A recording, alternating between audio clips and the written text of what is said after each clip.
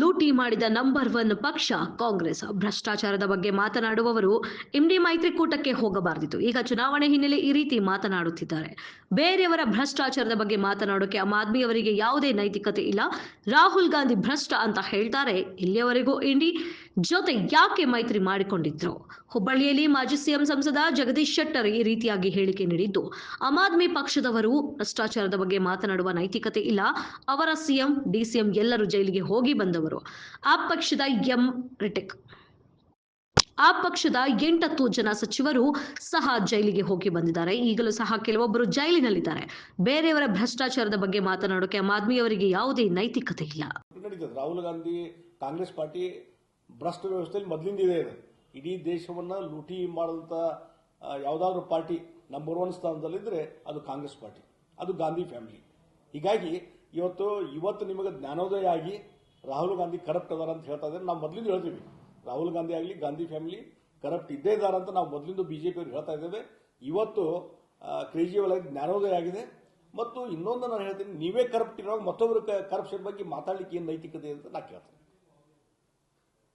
Sir, ಈ ಬಿಜೆಪಿನಲ್ಲಿ ಏನು ಭಿನ್ನ ಮತ ತಾರಕೆ ಆಗ್ತಾ ಇದೆ, ಅದರಲ್ಲೂ ಆರೋಪ ಪ್ರತ್ಯಾರೋಪ, ಅವ್ರ ಬೆಂಬಲಿಗರು ಇವ್ರ ಬೆಂಬಲಿಗರು ಪ್ರೆಸ್ ಮೀಟ್ ಮಾಡೋದು, ಒಬ್ಬರ ಮೇಲೆ ಒಬ್ಬರು ಅಲಿಗೇಷನ್ ಮಾಡೋದು, ಪರ್ಟಿಕ್ಯುಲರ್ ಶ್ರೀರಾಮುಲು ವಿಚಾರ ಬಂದ ಮೇಲೆ ಸರ್ ಜವಾಬ್ದಾರಿ ಏನಾದ್ರು ಬಂದಾದ್ಮೇಲೆ ಇನ್ನು ಸ್ವಲ್ಪ ಜಾಸ್ತಿ ಆಗಿದೆ.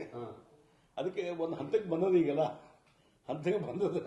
ಅದಕ್ಕೆ ವರಿಷ್ಠರು ಇದ್ರ ಬಗ್ಗೆ ಎಲ್ಲ ಅವಲೋಕನ ಮಾಡ್ತಾ ಇದ್ದಾರೆ. ಬಹುಶಃ ಒಂದು ಹಂತದಲ್ಲಿ ಇದನ್ನು ಇತ್ಯರ್ಥ ಮಾಡ್ತಾರೆ ಅನ್ನುವಂಥ ವಿಶ್ವಾಸ ನನಗಿದೆ. ಅದಕ್ಕಾಗಿ ಇವತ್ತೇನಾಗಿದೆ, ಭಾರತೀಯ ಜನತಾ ಪಾರ್ಟಿ ಬಹಳ ದೊಡ್ಡ ಪ್ರಮಾಣದಲ್ಲಿ ತನ್ನ ಶಕ್ತಿ ಬೆಳೆಸ್ಕೊಂಡಿದೆ. ಕರ್ನಾಟಕದಲ್ಲಿ, ಇಡೀ ದೇಶದಲ್ಲಿ ಬೆಳೆಸಿದೆ.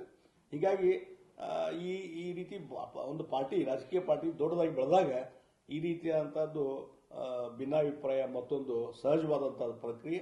ಆದರೆ ಒಂದು ಪಕ್ಷದ ನಿಲುವು ಏನಿದೆ, ಪಕ್ಷದ ಒಂದು ಶಿಸ್ತಿದೆ, ಅದನ್ನು ಮೀರಿ ಹೋಗಲಿಕ್ಕೆ ಯಾರೂ ಸಾಧ್ಯನೇ ಇಲ್ಲ.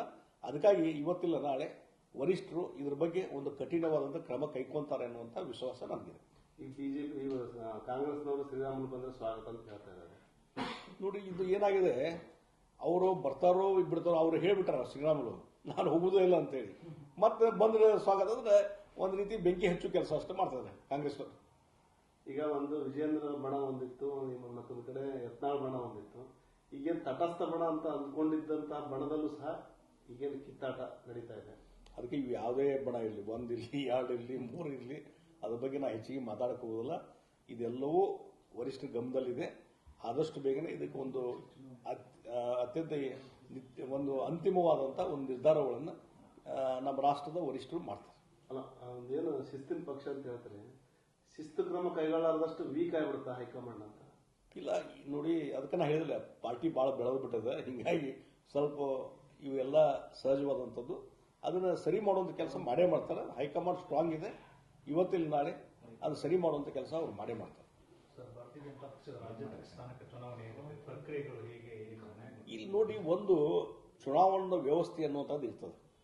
ಹಿಂದೆಲ್ಲ ಭಾಳ ನಾನು 30-35 ವರ್ಷದಿಂದ ನೋಡ್ತಾ ಇದ್ದೇನೆ. ಇವತ್ತು ರಾಜ್ಯಾಧ್ಯಕ್ಷರ ಆಯ್ಕೆ, ಜಿಲ್ಲಾಧ್ಯಕ್ಷರ ಆಯ್ಕೆ, ರಾಷ್ಟ್ರೀಯ ಅಧ್ಯಕ್ಷರ ಆಯ್ಕೆ, ಕಾಂಟೆಸ್ಟು ಮತ್ತೊಂದು ಇರ್ತದೆ. ಒಂದು ಅಭಿಪ್ರಾಯ ತೆಗೆದುಕೊಂಡು ಸರ್ವಾನುಮತದ ಒಂದು ಸರ್ವಸಮ್ಮತವಾದಂಥ ಅಧ್ಯಕ್ಷನ ಮಾಡುವಂಥ ಕೆಲಸ ವರಿಷ್ಠರು ಯಾವಾಗಲೂ ಮಾಡ್ಕೊಂಡು ಬಂದಿದ್ದಾರೆ. ಅದಕ್ಕಾಗಿ ಈ ಚುನಾವಣೆ ಅನ್ನುವಂಥದ್ದು ಒಂದು ಪ್ರೊಸೆಸ್. ಕೊನೆಗೆ ಎಲ್ಲರ ಅಭಿಪ್ರಾಯ ತೆಗೆದುಕೊಂಡು ಸರ್ವಾನುಮತದ ಒಂದು ಅಧ್ಯಕ್ಷನ ಮಾಡುವಂಥದ್ದು, ಅದು ರಾಜ್ಯದಿರ್ಬೋದು, ರಾಷ್ಟ್ರದ್ದಿರ್ಬೋದು, ಜಿಲ್ಲಾಧ್ಯಕ್ಷರು ಅದನ್ನು ಮಾಡೇ ಮಾಡ್ತಾರೆ. ವಿಜೇಂದ್ರ ಇನ್ನೊಂದು ಅವಧಿ ಮುಂದೂಡಬೇಕಂತಾರೆ, ಯತ್ನಾಳ್ ಬೇಡ ಅಂತಾರೆ. ನೋಡ್ರಿ, ಅದು ಮುಂದೂಡಿಬೇಕು ಮತ್ತೊಂದು ಬೇಡ ಅನ್ನೋದು ಕೊನೆಗೆ ನಿರ್ಧಾರ ಕೈಗೊಳ್ಳೋದು ವರಿಷ್ಠ ನಿರ್ಧಾರ ಕೈಗೊಳ್ತಾರೆ. 100%. ನೋಡ್ರಿ, ಈಗ ಕಾಂಗ್ರೆಸ್ ಪಾರ್ಟಿ ಒಡೆದು ಎಷ್ಟು ಚೂರಾಗ್ಯಾವು. ಜನತಾ ದಳ, ಜನತಾ ಪರಿವಾರ ಅಂತಿರಲ್ಲ, ಎಷ್ಟು ಸಲ ಡಿವೈಡ್ ಆಗ್ಯಾವು. ಕಾಂಗ್ರೆಸ್ ಪಾರ್ಟಿ ಎಷ್ಟು ಕಾಂಗ್ರೆಸ್ ಡಿವೈಡ್ ಆಗ್ಯಾವು. ಇಲ್ಲಿ ಹಿಂದಿನ ಹಿಸ್ಟ್ರಿ ತಗೊಳ್ರಿ, ಕಳೆದ ಒಂದು 60-70 ವರ್ಷದ್ದು ಜನಸಂಘದಿಂದ ಇಲ್ಲಿವರೆಗೆ ಭಾರತೀಯ ಜನತಾ ಪಾರ್ಟಿ ಎಂದು ಡಿವೈಡ್ ಆಗಿಲ್ಲ. ಒಂದು 4 ಜನ ಲೀಡರ್ಸ್ ಹೊರಗೆ ಹೋಗ್ತಾರೆ, ಬರ್ತಾರೆ, ಆದರೆ ಪಾರ್ಟಿ ಎನ್ನುವಂಥದ್ದು ಎಂದೂ ಡಿವೈಡ್ ಆಗಿಲ್ಲ. ಈಗ ಇವ್ರದ್ದು NCP ಡಿವೈಡ್ ಆಯ್ತು 2, ಶಿವಸೇನಾ ಡಿವೈಡ್ ಆಯ್ತು 2. ಆ ರೀತಿ ಜನತಾ ಪರಿವಾರ ಎಷ್ಟು ಡಿವೈಡ್ ಆಗಿಲ್ಲ.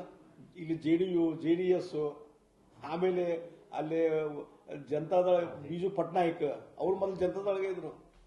ಈ ಮುಲಾಯಂ ಸಿಂಗ್ ಯಾದವ್ ಎಲ್ಲ ಜನತಾ ಪರಿವಾರದಾಗಿದ್ರು, ಲಲ್ಲೂ ಪ್ರಸಾದ್ ಇದ್ರಾಗಿದ್ರು ಜನತಾದಳದಾಗ, ಎಲ್ಲ ಡಿವೈಡ್ ಆಗಿಲ್ಲ. ಆದರೆ ಭಾರತೀಯ Janata party as A party ಎಂದೂ ಡಿವೈಡ್ ಆಗಿಲ್ಲ.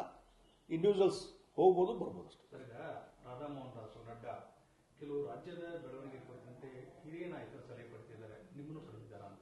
ಈಗ ಸದ್ಯಕ್ಕೆ ನನ್ನ ಕರೆದಿಲ್ಲ, ನಾನು ಕೂಡ ಕನ್ಸಲ್ಟೇಷನ್ ಈಗ ಮಾಡಿ. ಈ ಮೈಕ್ರೋ ಫೈನಾನ್ಸ್ ಬಗ್ಗೆ ಹೇಳೋದಾದ್ರೆ ಇದು ಮನಿ ಲೆಂಡರ್ಸ್. ಈ ಬಡ್ಡಿ ಚಕ್ರ ಬಡ್ಡಿ ಇದನ್ನು ಕೊಡೋದ್ರಲ್ಲೇ ಹಣ್ಣಾಗಿ ಬರ್ತಾನೆ ಮನುಷ್ಯ.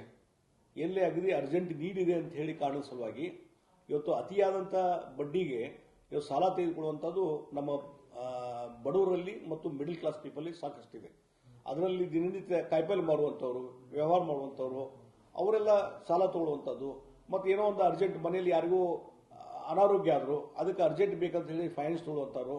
ಅದಕ್ಕೆ ಒಂದು ನೋಡಿ, ಸುಲಭ ದರದಲ್ಲಿ ಏನು ಬ್ಯಾಂಕ್ ರೇಟದಲ್ಲಿ ಇಂಟ್ರೆಸ್ಟ್ ತಗೊಳ್ಳೋದು ಮಾಡಿದ್ರೆ ಇದು ಯಾರಿಗೂ ತೊಂದರೆ ಆಗೋದಿಲ್ಲ. ಆದರೆ ಅರ್ಜೆಂಟ್ ಇದೆ ಅನ್ನುವಂಥ ಕಾರಣದ ಸಲುವಾಗಿ ಬಡ್ಡಿ ಚಕ್ರ ಬಡ್ಡಿ ವಸೂಲು ಮಾಡುವಂಥದ್ದು ಏನಿದೆಯಲ್ಲ, ಅದರಿಂದ ಇವತ್ತು ಸಾಲ ತಗೊಂಡವರು ಬಹುಶಃ ಜೀವ ಹೋಗುವಂಥ ಹಂತಕ್ಕೆ ಬರುವಂಥದ್ದು ನಾವು ನೋಡ್ತಾ ಇದ್ದೇವೆ. ಅದು ಇತ್ತೀಚಿನ ದಿನಗಳಲ್ಲಿ, ಯಾಕಂದ್ರೆ ರಾಜ್ಯ ಸರ್ಕಾರ ಆಡಳಿತ ವ್ಯವಸ್ಥೆ ಶಿಥಿಲ ಆದಮೇಲೆ ಇತ್ತೀಚಿನ ದಿನಗಳಲ್ಲಿ ಇನ್ನೂ ಹೆಚ್ಚು ಈ ರೀತಿ ಮೈಕ್ರೋ ಫೈನಾನ್ಸ್ ಆಗಲಿ, ಖಾಸಗಿ ಲೇವಾದೇವಿ ವ್ಯವಹಾರ ಮಾಡುವಂಥವ್ರದ್ದು ಅವರು ಅತಿಯಾದಂಥ ಒಂದು ಹರಾಸ್ಮೆಂಟ್ ಆಗಿದೆ. ಅದರಿಂದ ಬಡವರಿಗೆ ತೊಂದರೆ ಆಗ್ತಾ ಇದೆ. ನಾನು ಹೇಳ್ತೀನಿ, ಇವತ್ತು ಸಿದ್ದರಾಮಯ್ಯ ನಿನ್ನೆ ಮೀಟಿಂಗ್ ಮಾಡಿ ನಾವು ಕಠಿಣ ನಿರ್ಧಾರ ಇದ್ದಂಥ ರೂಲ್ಸಲ್ಲಿ ಕಠಿಣ ನಿರ್ಧಾರ ಮಾಡ್ಲಿಕ್ಕೆ ಸಾಧ್ಯತೆ. ಇವತ್ತು ನಾನು ಇಲ್ಲೇ ಹೇಳ್ತೀನಿ, ಹುಬ್ಳಿ ಧಾರವಾಡ ಇರ್ಬೋದು, ಬೆಳಗಾವಿ ಇರ್ಬೋದು, ಬಿಜಾಪುರ ಇರ್ಬೋದು, ಹಾವೇರಿ ಇರ್ಬೋದು, ಇಲ್ಲಿ ನಾವು ಒಂದೇ ಹೇಳ್ತೀನಿ, ಪೊಲೀಸ್ ಆಫೀಸರ್ ಎಷ್ಟು ನಿಮ್ಮ ಕಡೆ ಕಂಪ್ಲೇಂಟ್ ಬಂದಿದ್ದಾವೆ ಹರಾಸ್ಮೆಂಟ್ದ್ದು, ಅದಕ್ಕೆ ಒಂದಾದರೂ ನೀವು ಅದಕ್ಕೆ ಏನಾದರೂ ರಿಲೀಫ್ ಕೊಟ್ಟಿರೇನೋ, FIR ಫೈಲ್ ಮಾಡಿ ಅವ್ರನ್ನ ಅರೆಸ್ಟ್ ಮಾಡಿರೇನೋ? ಹಿಂದೊಂದು ಸಲ ನಾನು ನೋಡಿದ್ದೀನಿ, ಕೆಲವು ಪೊಲೀಸ್ ಕಮಿಷನರ್ ಇದ್ರು, ಯಾರು ಈ ರೀತಿ ಹರಾಸ್ಮೆಂಟ್ ಇದೆ ಅವ್ರನ್ನೆಲ್ಲ ಅರೆಸ್ಟ್ ಮಾಡ್ಕೊಂಡು ಒಳಗೆ ಹಾಕಿದ್ರು. ಎಲ್ಲ ಹೆದರಿ ಅವರು ನಮ್ದು ಯಾವುದೂ ಸಾಲ ಕೊಡ್ತೋದಿಲ್ಲ ಅಂತ ಹೇಳಿ ಬರೆದು ಕೊಡುವಂಥ ಪರಿಸ್ಥಿತಿ ನಿರ್ಮಾಣ ಆಯಿತು. ಇದ್ದಂಥ ರೂಲ್ಸ್ನಲ್ಲಿ ಮತ್ತೆ ನೀವು ಹೊಸದಾಗಿ ಕಠಿಣ ಕ್ರಮ, ಹೊಸದಾಗಿ ಮತ್ತೆ ಕಾನೂನು ಮಾಡೋದು ಬೇಕಾದೇ ಇಲ್ಲ. ಇವತ್ತಿನ ರೀತಿಯಲ್ಲಿ ನಿಮ್ಮ ಆಡಳಿತ ವ್ಯವಸ್ಥೆ ಸರಿ ಇರಬೇಕು.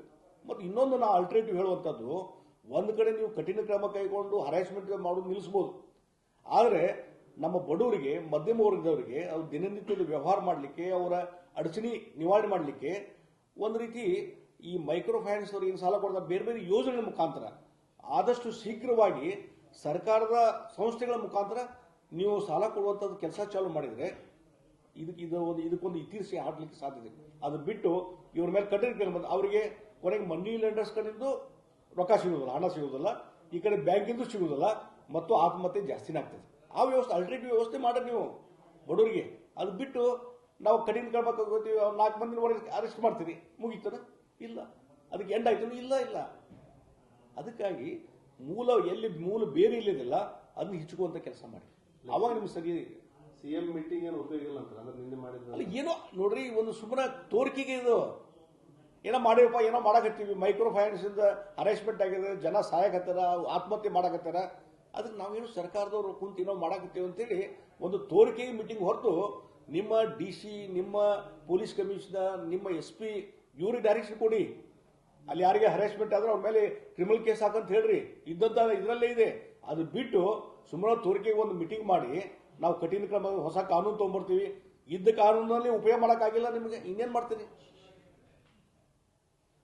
ಸರಿ, ಮೊನ್ನೆ ಲಕ್ಷ್ಮೀ ಹೆಬ್ಬಾಳ್ಕರ್ ಪ್ರಯಾಣ ಕಾಲದಲ್ಲಿ ದುಡ್ಡಿತ್ತು, ವರ್ಗಾವಣೆ ವಿಷಯದಿಂದ ಅಕ್ರಮ ಹಣ ಸಾಗಿಸ್ತಾ ಇದ್ರು, ಯಾವುದೇ ಗನ್ಮ್ಯಾನ್ ಮತ್ತು ಅವರ ಬೆಂಗಾವಲ ತೆಗೆದುಕೊಂಡಿಲ್ಲ ಆರೋಪ ಇದೆ.